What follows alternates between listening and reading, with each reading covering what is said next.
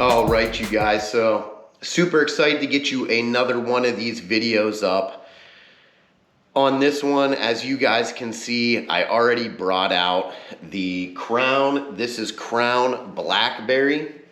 Like I said before, I am not a huge proponent of flavored whiskeys, but I am a huge connoisseur of Crown. I've been drinking different Crowns for quite a long time. But the main point of this video is to get into the future of Harley Davidson. With the recent decline in sales that we've seen in the last 10 years, compared to where we are now, compared to where I think we're going in the future, and the amount of young riders getting into motorcycles in this day and age, I am very hopeful that Harley Davidson is moving in the right direction, and I feel like the trend is showing us that that is a very strong possibility, and that the young group of riders that we are getting now are ones that are going to be with the brand for an extremely long time. I know I talked recently about a bunch of the woke, go broke stuff. There was a huge emphasis that was put out there on what the company was doing, which direction they were taking for the future. One of the big things that we need to know is that this new generation of riders is completely different from the old school riders from the past. What I have seen happening with Harley Davidson is a trend towards performance, a trend towards comfort, and it's almost a continuation of the Me Too culture with Harley Davidson. We've seen that the Electroglide was the #1 touring motorcycle for Harley Davidson for years. Then we seen there was a shift where everybody wanted the Street Glide. They wanted that lowered, stretched out touring motorcycle. Now we see the new generation is focused on the Road Glide. They like the frame mounted fairing. They like the stability and the features that you're getting with that premium touring motorcycle. And I agree. I think that that is a great platform, and that is honestly my favorite motorcycle designed by Harley Davidson. But what we have seen with this new generation is a shift from sport bikes, a shift in the clothing. You now see that Harley Davidson is releasing a Champion line of clothing. And look at the people who are modeling that clothing in the new ads. They're very young. They're definitely in their mid-20s to mid-30s. And that is the boom that we're going to see in sales in Harley Davidson going forward. So let's get into the Blackberry. Like I told you guys before, I am not a huge proponent of flavored whiskey. I feel like they come off way too sweet. You can definitely smell the berry in this. There's no hiding it. This is in your nostrils. It's very fruity. It's very sweet smelling. And from a whiskey, I genuinely tend not to do that unless I'm mixing it. And when I drink whiskey, I prefer not to mix it at all.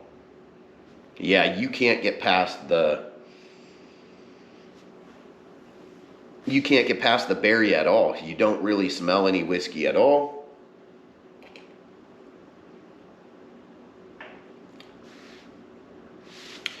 Not as sweet as I would have expected. Very low heat. I'm just now getting kind of a delayed heat down the back of the throat. The blackberry taste is, to me, it kind of reminds me of a watered down cough syrup. I'm not a huge proponent of flavors or berry for that matter in whiskey. This is definitely something that you can mix with like a Sprite or something crazy like that and have mixed drinks for people that aren't really into whiskey and they don't really like the complexity of the flavor palette that you get from a whiskey. Now, Crown has always been one of my go-tos.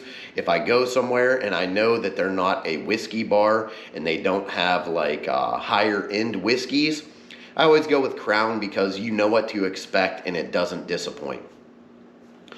But with this kind of being a review on where I think Harley's going and what I think the future is going to hold, especially with all the new riders coming in, it's notable that Crown started coming out with a bunch of flavors recently within the last, I believe, 8 or 9 years. They started with the vanillas and bringing stuff like that.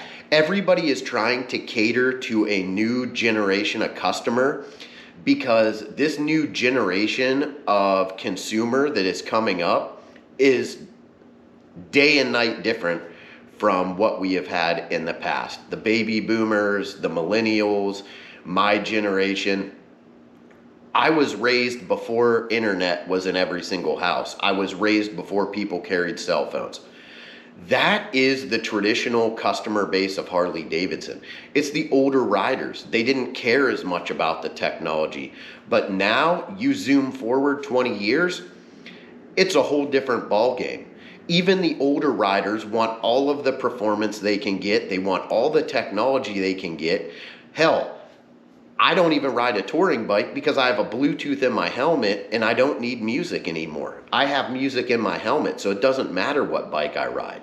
So now I focus primarily on the performance and the features and benefits that I want out of a new motorcycle.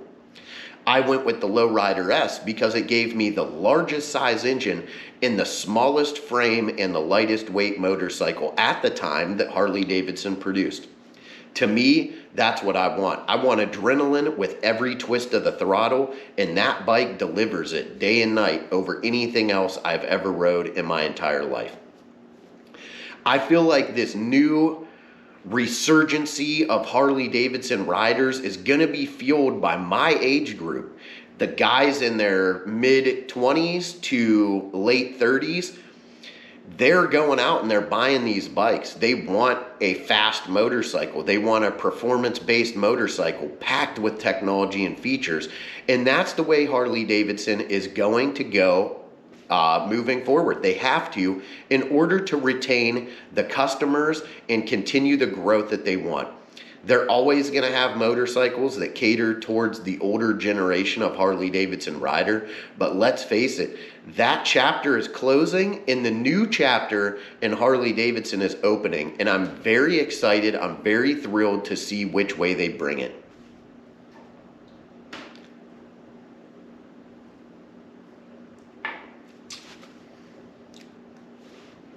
Not really what I was expecting from Crown. I've had their maple before.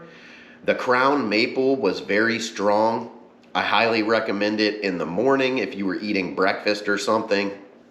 I don't recommend drinking in the morning, but if you're going to, get a maple shot of Crown and take that with your eggs and pancakes. So, very strong, very sugary, very flavorful. It's something that's going to entice somebody who is not yet into the higher end game of bourbons and whiskeys.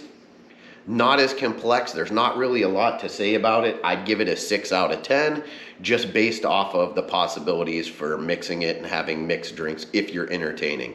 Not something I would choose to sip on myself, but maybe if you were buying a round of shots for people and you didn't know how exclusive their palate was, you could go with something like this and be fine. But the only thing that I think Harley needs to do to transition into a pivotal role in the motorcycle community is going to be focusing on keeping production in the United States, keeping costs down, and becoming more inclusive of younger riders, which I see them doing. Everything I have seen in the last 4 to 5 years is geared towards that mid-age, that mid-ranged Harley Davidson rider, getting the newer guys on the bikes, getting them comfortable, and developing a culture around that. If you've been out to any of the recent larger motorcycle events, Sturgis or Daytona, if you've been around the V-Twin Visionary booth, you can see that this era for Harley Davidson is just beginning, and it's going to expand, I think, faster than anything we have ever seen from the motorcycle company going forward. The one thing that I am worried about right now is that Harley Davidson's hand is going to be forced to keep production in the United States, because now that Trump is reelected, we did just have an election not too long ago, he is the winner of the election, he's going to place tariffs on anything that is imported back into this country. And I feel like Harley Davidson is going to have to find a way to circle around that, either produce most of the components of the motorcycle overseas and then finish assembly in the United States, like we've seen with Toyota and many other companies, bringing in products from overseas but finishing the assembly here so that it can still be built in America by American labor. I think that might be a way that they try to go around it. But I feel like if they start shipping production overseas and trying to bring them bikes back, I think the tariffs are going to be too high. The price is going to go through the roof and no one's going to buy them bikes. But I'm very hopeful to see where Harley goes in the future. I know that they're going to do the right thing. They are very customer focused, even though we don't feel like that. We've seen when they released the statement, even though there is a lot about inclusion and diversity coming forward with this new generation, we seen during this election that those old style traditions and values are going to push forward.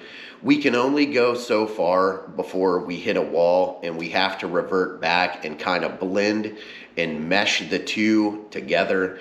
And I think my generation is speaking very loudly right now. We want progress, we want technology, we want advancement, but we want to hold true to our roots and our foundation, and we want something that is American, that we can stand behind, that we believe in, that's going to push the envelope going into the next generation. Let me know what you guys think. I think Harley Davidson is moving in a great direction. I think they're here to stay, and I think we're going to see nothing but improvement and advancement as long as we keep our voices heard and we keep getting out there. They're going to follow what we want because they want the sales. Have a great rest of your week, you guys.